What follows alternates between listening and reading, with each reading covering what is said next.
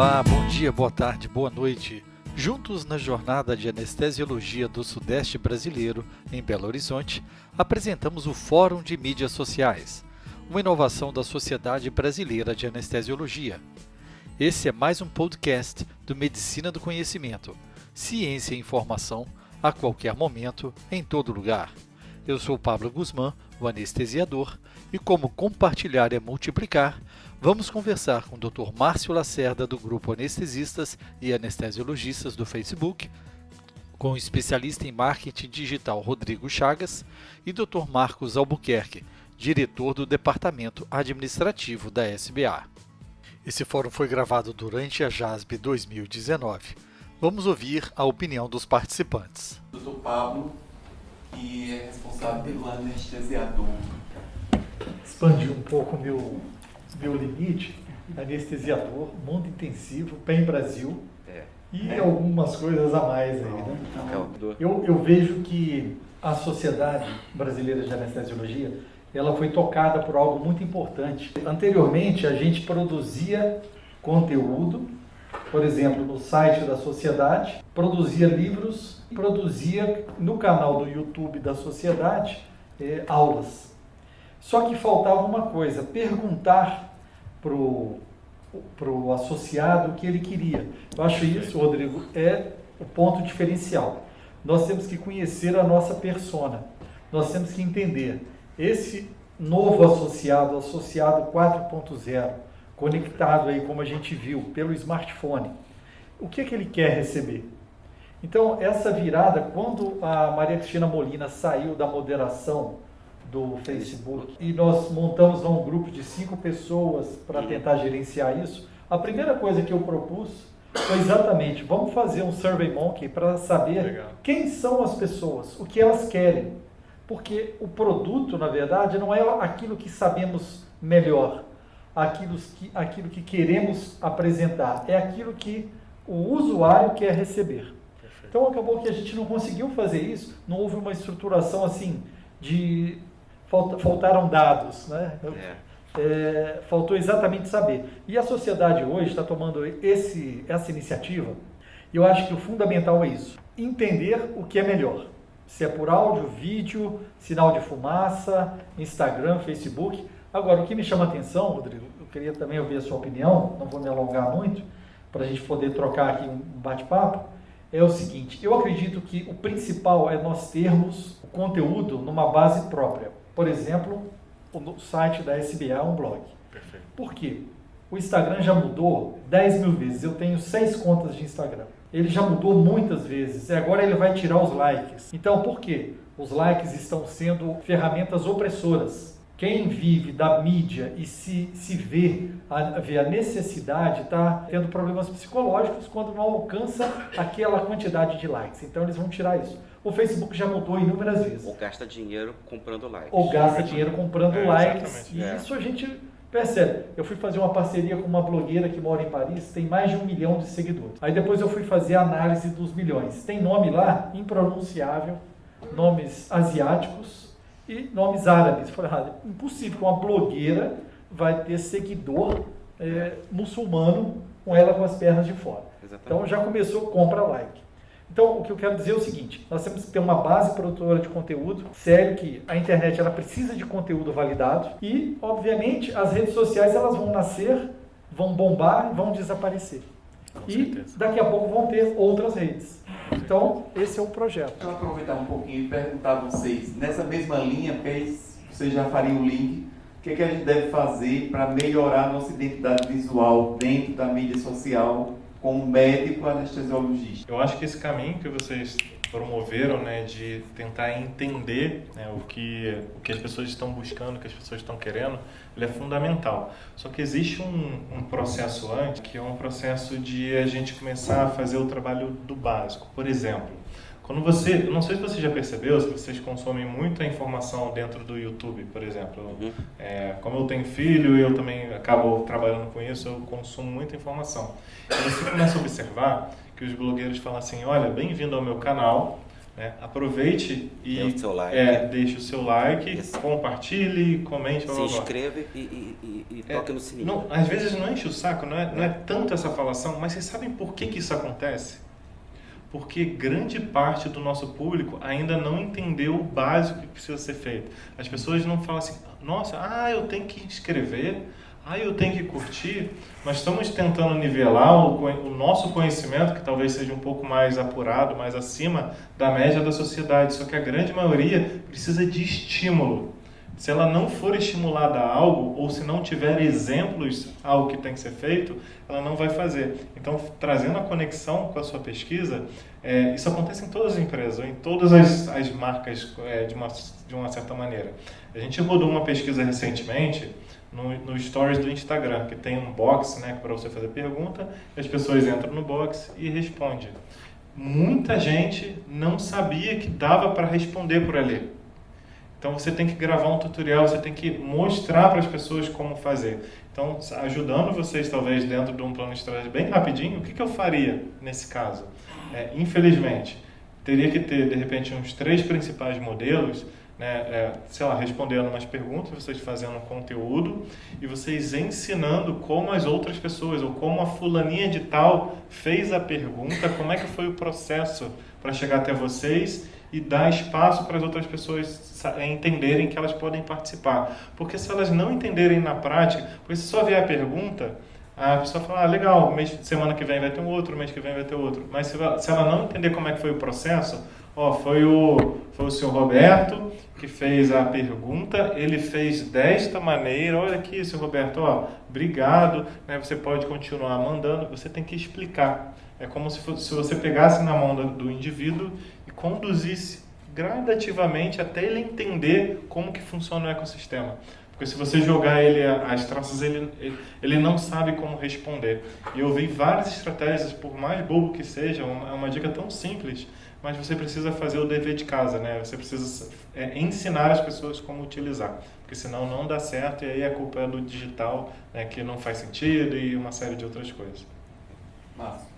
Eu assim, o que eu tenho pensado é o seguinte, eu estava assistindo a palestra do Herman agora, a gente tem uma legislação dura atualmente sobre a ação do médico na rede social.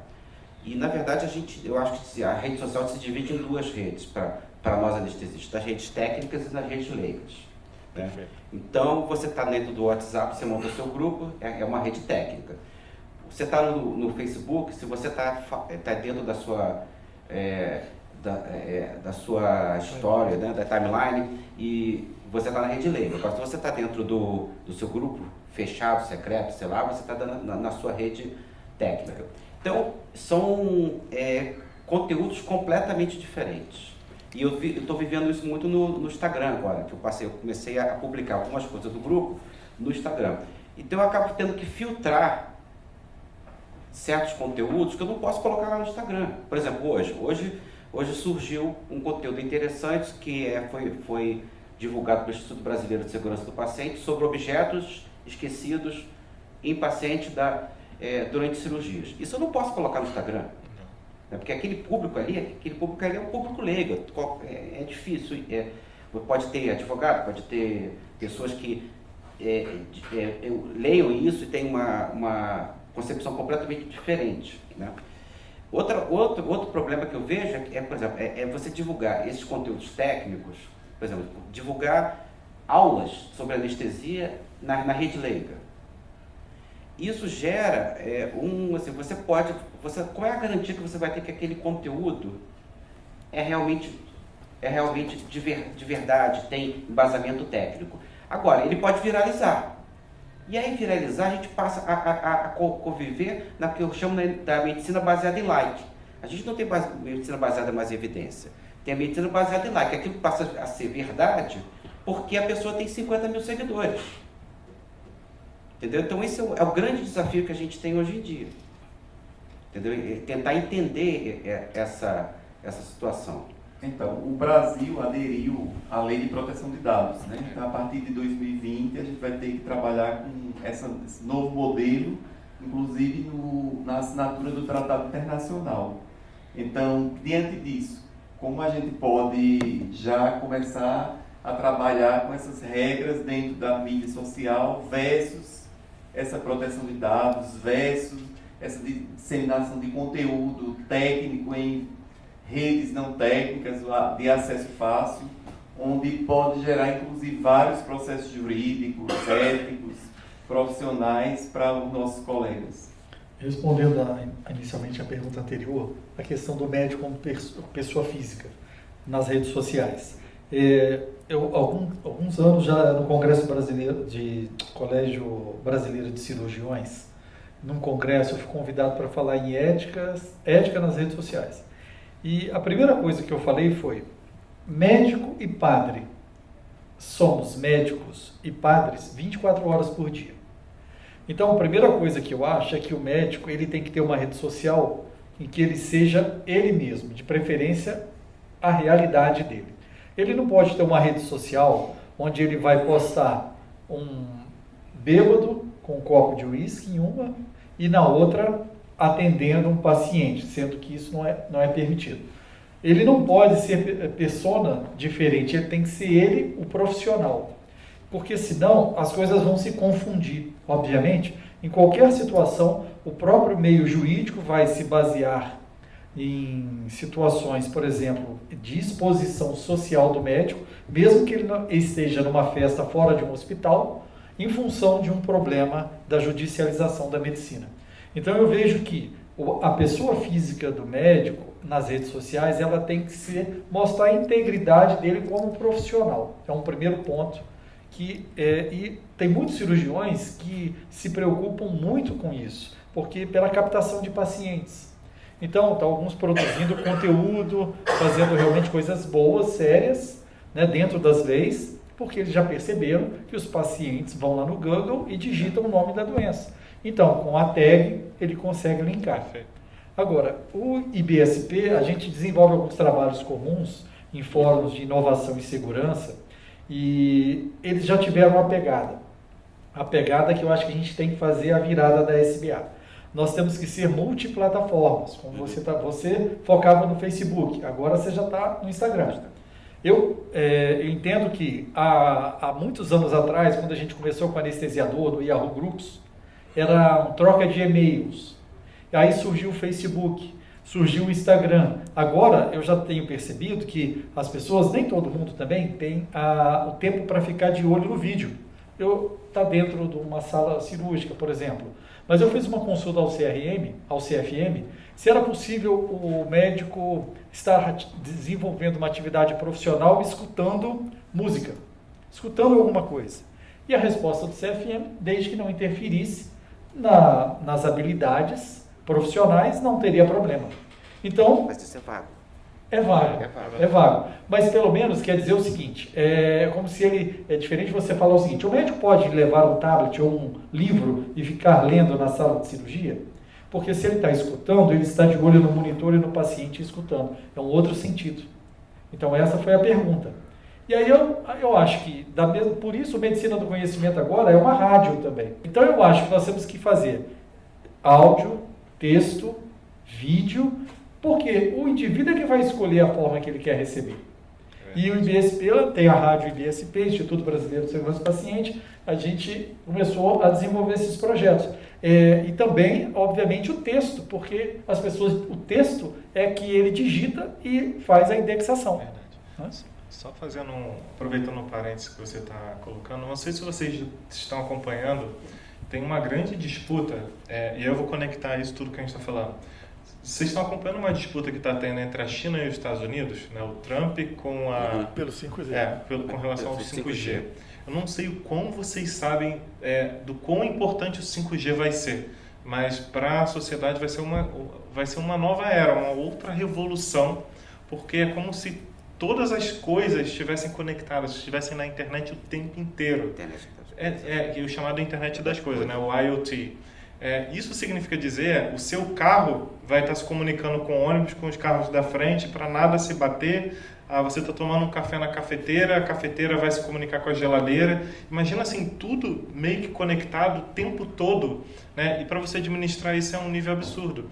E quando eu projeto, talvez, como é que vai ser a relação da área médica, da área da saúde, vamos dizer assim, não tem outro jeito, cada vez mais vão ter capacitações, né, distâncias, então vocês vão ter que ter facilidade em lidar com a câmera, ou facilidade em ter, né, uma presencialidade, ou pelo menos virtual, para que a coisa comece a fluir de uma outra maneira. Então, quando você fala sobre o conteúdo, vocês estão falando da judicialização, né? Eu posso processar. Eu também concordo com vocês, né? Nessas redes chamadas leigas que vocês estão falando, literalmente precisa ter uma adequação. Não dá para publicar tudo, com certeza, concordo com vocês, mas vocês conseguem, dentro dessas redes abertas, trazer um conteúdo para que ele consiga encaixar de acordo com a necessidade de consumo de cada um. Tem pessoas que estão presas no trânsito, elas vão ouvir podcast, vão ouvir o conteúdo em áudio. Tem pessoas que vão ter um pouco mais de tempo, vai ler rapidinho, vai ver o vídeo. Só que independente do formato do conteúdo, vocês precisam entender como é que a informação se propaga. Porque entendendo como é que funciona o ecossistema, aí a gente vai tirar os nomes das redes. Não interessa se é Instagram, não interessa se foi Orkut. Como que a sociedade se conecta. A sociedade se conecta com comunidades, grandes fóruns, com, digamos assim, com consumo, com informações, né, em tempo real, em timelines, e com base nisso a estratégia de vocês vai estar conectadas ao que a sociedade demanda. Nessa mesma linha, a gente está com a presença da doutora Adriana, que é assessora jurídica da SBA. Então, a gente gostaria de ouvi-la com relação a essa situação. Sobrou. Você falou uma coisa importante, que é exatamente a questão da proteção dos dados. Nossos grupos, eles compartilham livros e livros, artigos que são comercializados. Exatamente. Então, nós não sabemos onde isso vai parar. E ótimo, você chegou na pessoa certa. Chegou na pessoa certa. Então, eu estou aqui como espectadora hoje, né? Estou aqui só absorvendo o que vocês estão dizendo, mas efetivamente o nosso direito não está preparado ainda para tudo que vem pela frente, né? E o que a gente tem a examinar hoje é que o comportamento do médico, de qualquer especialidade, ele tem que, antes de mais nada, ter a compreensão de que o mundo virtual nada mais é do que a extensão do mundo real.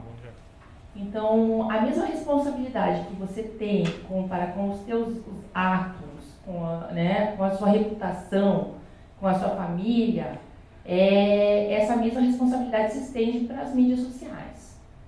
Então, tudo aquilo que não é aceitável, não é ético no mundo real, também não é aceitável, não é ético no mundo virtual. Desde que nós saibamos respeitar os limites éticos e os limites de dignidade humana, eu acho que as coisas vão ser resolvidas e vão encontrar um caminho jurídico a ser seguido com mais facilidade. Mas não vejo assim com não vejo um apelo no sentido de que as coisas vão se alterar drasticamente. Eu acho que a gente vai ter aí um ganho de eficiência, um ganho de qualidade, tanto nas relações quanto principalmente na prestação do serviço, que vai ser melhorado com a utilização de todas essas tecnologias, desde que a gente tenha essa noção de que o mundo real prevalece sempre, né? Que as mesmas atitudes que a gente tem de responsabilidade para com o paciente e para com as nossas próprias vidas, também tem que se estender para o mundo virtual. Acho que é isso. Alguém tem alguma pergunta da plateia? Quer tirar alguma dúvida, perguntar alguma coisa? As mídias todas podem ser trabalhadas na nossa especialidade de anestesiologista para vamos fazer uma propaganda minha dentro de todas essas mídias. Só provocando o Rodrigo aqui, se você fosse me vender o seu produto, como que você iria me convencer de que isso é importante para mim? Eu acho que tem duas situações aí. Primeiro que o anestesista, ele tem uma atividade de meio, né? A gente tem um serviço começo, meio e fim, e a gente depende de outros médicos. A rede social começou não como propaganda de profissional, ela começou como uma rede de ajuda mútua, né? Ou então de divulgação de conhecimento. Então, quando o Pablo começou no Yahoo, ou o grupo Anestesiologistas e Anestesistas começou, era uma troca de conhecimento e um fórum para você buscar um auxílio, tirar uma dúvida, mas as redes eram fechadas. Só que aí a gente migrou para as redes mais abertas. E aí a propaganda que eu vejo, nossa, não é a propaganda profissional para você se despontar e ter mais público, porque o público leigo não vai te procurar. O público leigo, eu acho que ela vem para a gente dar ao público leigo qual é a função do anestesista. E a gente está discutindo agora, é como agregar valor à nossa especialidade, como a gente agregar valor para a gente poder impactar um hospital, o desfecho do paciente, né? Então, é isso que a gente está tentando criar na nossa rede. Então, por exemplo, a gente estava conversando agora sobre isso. Você vai fazer a cirurgia torácica, você pega a veia profunda, pega a artéria, entuba o doente, tubo seletivo, passa pelo broncoescópio, faz uma punção torácica, passa o catéter, vira o doente de lado, faz um CPAP no pulmão não dependente e vai por aí. Mas no final das contas, o paciente não sabe que você fez isso. O paciente, para você fez uma toracotomia, o anestesista foi o que foi lá cobrar. Então, esse tipo... E nossas atividades impactaram o desfecho. Pois é, mas é isso que a gente está querendo. Eu acho que a rede aberta é para isso. A gente não vai vender serviços pela rede aberta. Entendeu? Eu acho que a gente está... Mas a gente está tentando mudar a nossa qualificação, como a gente pode mudar o desfecho. Eu acho, antes de você responder, eu acho que nós temos que vender a segurança. Vender exatamente o checklist que é feito, a chance de dar certo, porque o profissional é competente. E nós temos que pegar o gancho nas acreditações hospitalares, sabe? A gente tem que mostrar, a gente sua muito para ser acreditado. Você tem que mostrar indicador, você tem meta, você tem que ter inovação, você tem que analisar tudo que acontece. Nós temos que falar com as pessoas, realmente, olha, nosso hospital onde eu trabalho aqui é acreditado, nosso grupo é validado por auditores externos, porque a gente tem que pegar o gancho da aviação. A empresa, para voar, ela tem que ser analisada, ela é rígida, os pilotos têm que ser treinados, nós somos bons pilotos. Então, nós fazemos parte de um contexto que preza qualidade e segurança. Então, o paciente sinta-se seguro em vir até nós. Eu achei excelente sua pergunta e eu fiquei aqui maquinando na minha cabeça algumas possibilidades. Vocês chegaram a falar que a área de atuação de vocês é uma área meio. Por ser área meio, né, às vezes ela não consegue se propagar, né, com a mesma força talvez que um médico ou uma pessoa que está na ponta, né, com um paciente ou também com grupos, né, podem fazer. Se eu estivesse no seu lugar, né, ou no lugar de todos os profissionais aqui, eu pensaria da seguinte maneira: qual é o benefício, apesar de eu ser meio, qual é o grande benefício que eu teria se eu começasse a desmistificar parte dos processos diante do paciente? Porque eu sou uma pessoa leiga. Eu posso te fazer uma lista daqui de um monte de coisa, pelo que vocês já falaram, eu não sei. Qual é o papel de vocês dentro dentro de um processo cirúrgico? Né? O que o paciente pode falar ou fazer junto com o anestesista? Não sei se tem relação, né? Mas quais são os benefícios? Se você criar um processo de esclarecimento, já seria ótimo, porque tem pouquíssimas pessoas fazendo isso. E quando eu olho lá atrás, no início do Google, né, pouquíssimas pessoas entendiam qual era o grande diferencial do Google. Eu consigo entender qual é o grande diferencial, você esclarecendo para o paciente direto, de uma forma simples, clara, direta, sem ter grandes termos técnicos. você valoriza a sua profissão, você valoriza o seu papel diante de um serviço que está sendo prestado. Um outro é que vocês falaram muito de redes fechadas, né? de redes técnicas. Você pode botar o mesmo material que hoje vocês fazem as pesquisas científicas, as coisas todas, só que ela está na internet. Você pode propagar parte do seu serviço que está sendo desenvolvido. Não sei se esbarra em alguma questão jurídica, mas basicamente por que as pesquisas, o trabalho, as conversas do dia a dia não pode se propagar em outros meios? Então, e são meios que têm muito mais possibilidade de fluir do que as redes fechadas, porque as redes fechadas você depende de alguém para ir compartilhando. A rede aberta depende do Google, do quanto que o Google está indexando esse conteúdo, e quanto esse conteúdo, talvez as outras pessoas do mundo inteiro estão consumindo a tua informação. Então, possibilita, de repente, você escrever ou fazer um material em inglês e você abrir portas para outros lugares que você nunca tinha pensado antes. Então, o que a gente está falando é o potencial de propagação que um serviço de vocês tem. Seja para leigos, que é para esclarecer e gerar proximidade, né, uma humanização do processo. E o outro é propagação do seu tipo de serviço. O que você está fazendo diferente, e isso pode ser muito bem digerido, principalmente dentro do YouTube, na minha visão. Mas isso eu preciso coletar dado.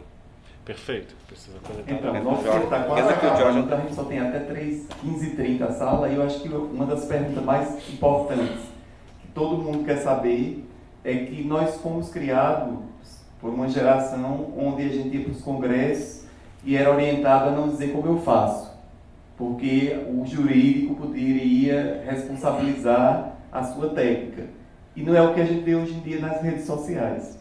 Então, nas mídias estão aí os famosos curtidores de likes, com seguidores realizando suas anestesias baseadas apenas na visualização do que alguém está fazendo. Como é que vocês veem isso e qual a responsabilização? Como encarar essa nova onda de cultura de like como desenvolvedor de aumento de seguidores nos canais sociais? Olha, eu acho sinceramente que a gente tem que observar e interferir só quando ultrapassar algum limite ético, cultural, técnico, isso tudo. Eu acho que isso vai se adequar. Eu acho que no momento a gente está naquela fase de radicalismo, daqui a pouco vai chegar ao meio, onde você vai ter um equilíbrio, entendeu? Isso é muito novo para todo mundo.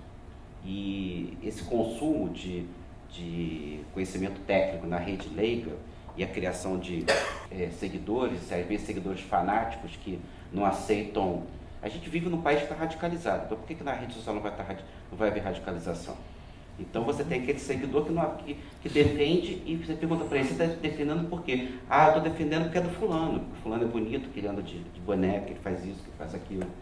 Entendeu? Então, mas eu acho que a interferência, o combate a isso, cria mais seguidores para a pessoa, porque às vezes para eles, nós somos o retrógrado e eles são a nova mídia, a nova geração, né? Eles acham que são diferentes, mas não é. Na verdade, a geração nova sempre vai achar isso que a geração velha, porque a geração velha ela já foi nova em algum momento.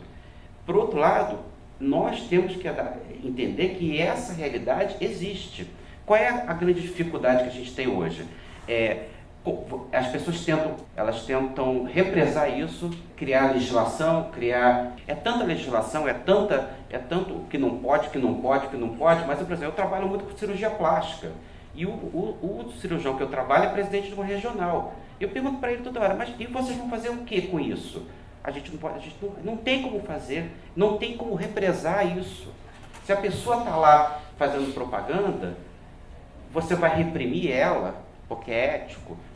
O certo seria isso, mas não tem como, é tanta propaganda, tanta gente fazendo isso, que, de certa forma, não adianta você. E quanto mais você combater isso, mais seguidores vão aparecer radicais. Então a gente tem que pensar nisso. Qual a tua opinião, Pablo? Eu acho que é proibido proibir. Mas é permitido ensinar. As pessoas, muito do que a gente vê do 4.0 as pessoas não sabem o que é certo e o que é errado, elas testam. E alguma coisa dá certo, outras dão errado. E um monte de hate que já desapareceu. Né? Para mim, eu não vejo diferença de Facebook e Orkut. Então, eu vejo o seguinte, eu acho que cabe à sociedade, estou dando opinião, não como para pessoas, mas como o papel da sociedade, é trazer o ensinamento. Esse curso de metodologia científica é fantástico.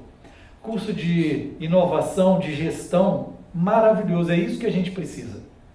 Formar a geração Y, que é realmente imediatista, que já quer sentar na janela, tal. Eles estão errados? Não. Eu também não sei se está certo. Quem 20 anos a mais que eu perdeu família, perdeu saúde, né, em busca de um trabalho frenético. E eles agora, vai achar um para dar plantão final de semana, hoje vai ter um transplante hepático lá, vai achar um para fazer. Então, eu acho que cabe a nós ensinar, mostrar, doutrinar. E realmente, as pessoas são, eu digo para os meus residentes, você tem seu CRM, você vai fazer, vai carimbar e vai assumir as responsabilidades. Então, claro que sob a tutoria, mas você tem o seu CRM, então assuma seus riscos. Muito do que a gente vê são as pessoas que não se preocupam com as consequências, mas isso vai acabar acontecendo. E quando chegar vai ser... E quando a consequência chega, elas se vitimizam. Mas isso aí, assim, é um lado que eu entendo que o mundo está mudando muito rápido, nós temos que entender essa mudança, mas tudo bem, não preciso aceitar ser como ele, mas entendo a mudança. A única coisa que não mudou em 2000 anos foi a religião, a Igreja Católica é a mesma. Mas o direito mudou, muita coisa mudou, a medicina mudou e a forma de comunicação mudou. Antes eu mandava carta, eu ficava esperando chegar uma carta. E agora, de vez em quando, eu mando cartas para as minhas filhas, só para elas lembrarem que existe. O correio existe, hein? Boa ideia. Rodrigo, qual a tua opinião aí dessa geração digital, da galera do videogame? Eu também enxergo que tem uma angústia pelo imediatismo. Né? Todo mundo quer ficar rico em 6 meses, todo mundo quer ficar famoso, né, em poucos anos, né, com pouco esforço. Eu também concordo com o que foi colocado. Né? Existe não só essa geração que está chegando agora, mas também eu acho que parte da minha geração ou de muita gente está começando a enxergar que os movimentos que aconteciam, né, seja numa determinada profissão ou um caminho que era trilhado, às vezes não é uma garantia de sucesso, né? Uma garantia, vamos dizer assim, de uma trajetória feliz que a pessoa consiga construir família. E eu estou vendo que tem uma série de pessoas querendo testar, né? Uma série de pessoas querendo bater a cabeça e ver como é que funciona. O ponto é que as pessoas estão enxergando que a internet existe um espaço, né, para ser compartilhado. Ainda não existe uma fórmula de sucesso, uma fórmula mágica de garantia, mas que é um espaço que pode ser explorado para ter mais visibilidade. Né? O como, se vai ser mais técnico ou menos técnico e tudo mais, eu acho que cada um está tentando se reinventar e fazer a coisa acontecer. Então, o nosso tempo está esgotando, mas eu gostaria que cada um de vocês deixasse uma mensagem final com relação a tudo isso que a gente discutiu aqui. Bom, eu acho que o caminho é esse mesmo. Eu acho que nós temos que ser multiplataformas, multicomunicadores, porque às vezes falamos, mas não temos a certeza de que a pessoa nos entende. Então, é um processo de aprendizado também, de teste, vamos botar em prática. E agora, saber que não existe, não vamos ser hipócritas, achar que as coisas são de graça. Né? Ninguém também, você está lá usando o Telegram, o WhatsApp, o Facebook, alguém está usando os seus dados para te vender alguma coisa. Então não existe altruísmo nisso. E nós também, temos que sustentar nossas famílias. Então, de alguma forma, isso tem que monetizar para ter sustentabilidade. Porque senão um dia não fecha, o positivo e o negativo não vão fechar. Eu acho que é um teste contínuo e agregar cada vez mais, dar espaços aos mais novos, trazê-los. Eu tenho uma brilhante ideia, vamos então apresentá-la e, por que não, apoiá-la, criar um centro de inovação na sociedade para apoiar gente que está buscando aquilo que vai ser o diferencial no futuro. Com isso a gente vai chegar mais rápido. Ou melhor, chegaremos junto com eles. Nesse ponto, a gente já tem um projeto da incubadora da SBA, que já está em andamento, que as pessoas podem lá dar suas opiniões. Vamos ouvir aí o Márcio. Não, eu acho que a rede social, ela ao mesmo tempo aproximou gerações diferentes, mas ela criou um debate entre as gerações. Eu acho que ambos estão aprendendo muito. A geração mais nova, que é imediatista, mas ao mesmo tempo não sabe lidar com fracassos, junto com uma geração mais sábia, mais sábia não, mais experiente. E também as instituições têm que aprender. Eu sempre falei para você isso, que acho que a SBA, ela aprendeu muito com isso, porque ela, de certa forma, ela percebeu que o sócio está muito mais próximo. E aí tem que aprender a ouvir o elogio, ouvir a crítica, ouvir a ideia. Da mesma forma que a geração mais nova tem que aprender a dar valor às instituições que já existem. As instituições, elas não são a demonização do mal, né? Elas são instituições que existem há 60 anos e estão aqui, sempre defenderam a nossa especialidade, mas também existe a inovação, tá? Então eu gosto muito do que eu tenho feito, de tudo isso, mas é um trabalho muito árduo para você, porque as pessoas na rede social, elas tiram todos os seus medos, seus freios, às vezes falam o que pensam, o que não pensam. Então você às vezes tem que ensinar uma certa educação para a pessoa, uma ética, né? E isso é muito complicado. Isso é muito complicado. A pessoa é agressiva, tem o fenômeno dos haters, né? Vai além da educação digital, né? Na verdade, educação, aquela história de educação se aprende em casa. Isso vale para a rede social também. Se você trata as pessoas bem aqui no seu colégio, no hotel onde você fica, você vai tratar bem a pessoa fora, claro, dentro da rede social.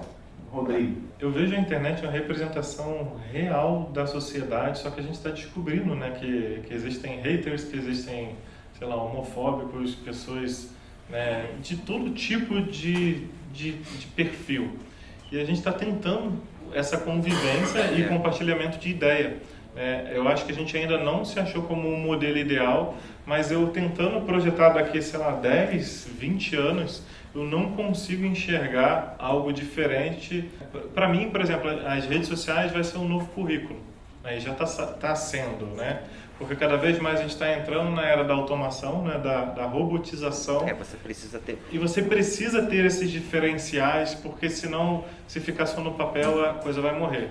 Então eu acho que a longo prazo a nova geração vai saber explorar um pouco melhor, porque essa transformação está acontecendo e eu acho que a gente não está conseguindo captar de todo esse potencial. E as instituições, né, seja governo, né, sei lá, hospitais, é um processo moroso para se adequar, né, para conseguir fazer essa transformação. Tem muita coisa em risco, né, tem questões, sei lá, trabalhistas, tem uma série de outras questões que não demoram de um dia para o outro para mudar. Então a gente está tentando encontrar uma saída, mas eu ainda enxergo de forma positiva esse caminho, né, que pode ser mais bem explorado daqui para frente com os novos profissionais. Antes de terminar, eu queria, na verdade, valorizar esse momento, parabenizar o Marcos, que é o nosso chefe aí desse grupo de mídias, né? Nosso representante, e na pessoa do Dr. Érico, o presidente, toda a diretoria, que realmente isso estar acompanhando as mudanças, né? E é o caminho realmente, agradecer essa oportunidade da gente poder estar compartilhando aquilo que a gente vê a vida como ela é, né? Sair daquele pedestal aqui de cima, de dar a aula, mas descer do palco e estar falando a mesma linguagem do sócio. Então nós agradecemos ao Rodrigo, ao Márcio e ao Pablo. Nos veremos daqui a pouco em Cuiabá. Obrigado. Divulgue esse podcast nas suas redes sociais.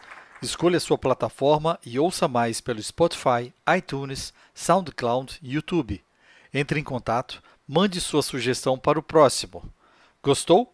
Compartilhe, dê seu like e deixe suas estrelas. Fique ligado nas redes sociais Twitter, Facebook e Instagram Medicina do Conhecimento. Afinal, compartilhar é multiplicar.